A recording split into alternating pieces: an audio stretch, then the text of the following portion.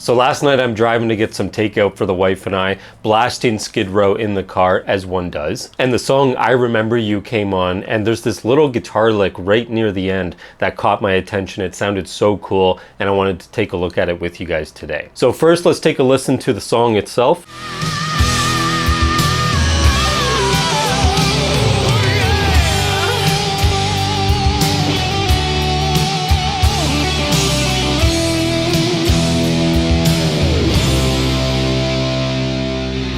So as you can hear, it's a really cool lick that has tremendous effect to it. It's very effective in the song. We're gonna look at what's going on, how it's played, but also how it's interacting with the chord progression and why it sounds so good. So here's the lick slowly.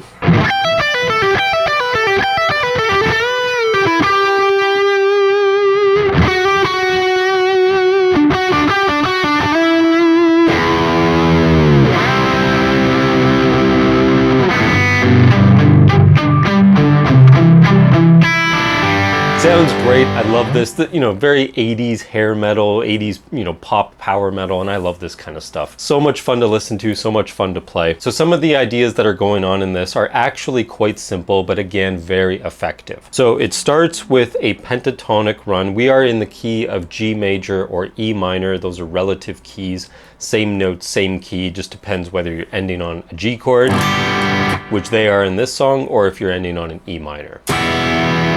So this box that most of us are familiar with would be E minor pentatonic, but it would also be G major pentatonic, just depending if you're ending on the G.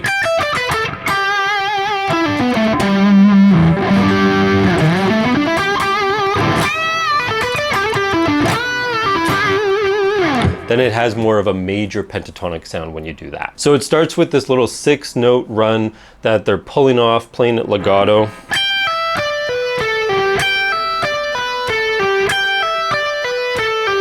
Again, pretty simple idea, just running down the pentatonic scale, but when you speed it up and you get it closer to speed, it sounds cooler and cooler as it gets faster.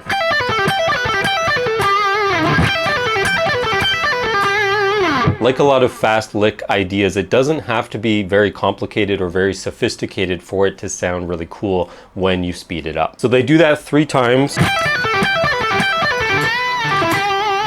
ending with that little kind of bluesy pentatonic. And notice resolving to the G, right? So it's giving, again, more of that G major pentatonic sound than E minor. By the way, let's step back just a second and look at the chord progression, because this is very important to understanding why this lick sounds so cool. The song I Remember You, for this part of the song at least, is using one of the most popular chord progressions in all of music. It is a 1-5-6-4 progression in G. So in the key of G, the 1 would be G, the 5 would be D, 6 would be E minor, and 4 would be C. You've probably heard that a million times, thousands of times in a lot of pop music. It's a great sounding chord progression. The list is far too long for me to name, songs that use it, but literally every artist, every band has used that progression at some point. And it sounds really great, especially for pop.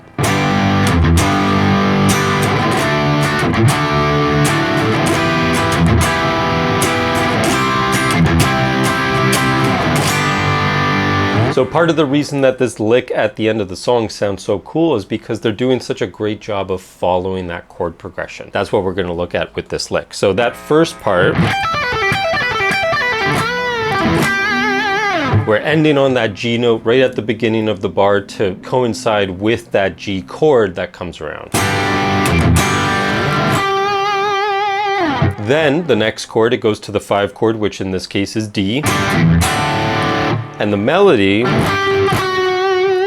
drops back to an F sharp, which would be the 3rd of D. So it doesn't matter if it's the 3rd or the 5th or the root, but it is a chord tone of the chord that they're over, which is why it sounds so pleasing to the ear. So they're at a G note over the G. When it drops to D, now they're at the major 3rd. And then they do this great little, kind of typical 80s kind of thing, but in a good way. So notice that there's kind of a pedal tone there with the D note.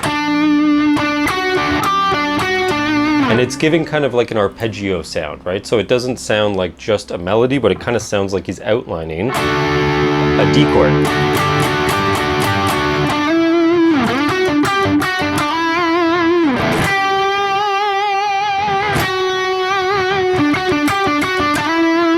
Now, that last note that I just slid to was an E. And if you remember in the chord progression, the next chord after D is the sixth chord, which is E minor. So again, following a chord tone sliding up to the root of the next chord.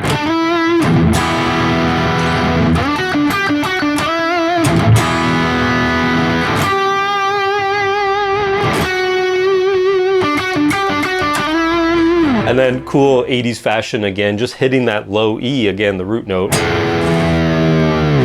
with a little bit of a dive. I love that, it just sounds so cool. To this.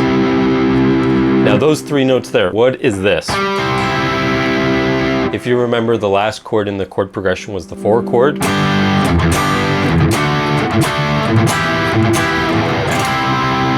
What is he ending on? A C triad. C major chord is the 4 chord. He's ending on C triad. That's why it sounds so good with that chord. It sounds like the perfect thing to play.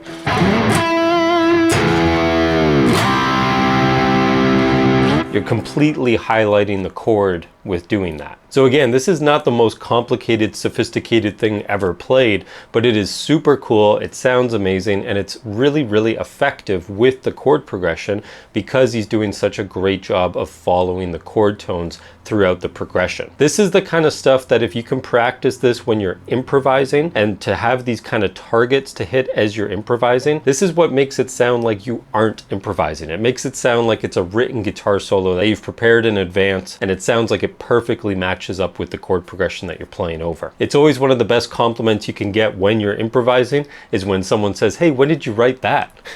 If it doesn't sound like you're improvising, then that's really, really good improvising. So this is a perfect example of doing that, and could be ways for you to actually see those chord changes on the fretboard as well, using this as an example of what someone would do over one of the most popular chord progressions in all of music. So not only is it super fun to play, and I encourage you guys to practice it just for the fun of it, but it's really important that anytime you hear something that catches your ear musically, it's really good to kind of dissect it and try to figure out what's going on. Why do these notes sound so good over these chords? More often than not, they're probably chord tones of the chords they're over. So hopefully this has been helpful and you can kind of see some insight to how I would dissect a lick, to take inspiration from it and add some of these ideas into my own playing. Let me know if you have any questions in the comments, if there's any other songs that you'd like to see me do the same thing with, and as always, keep up the practice.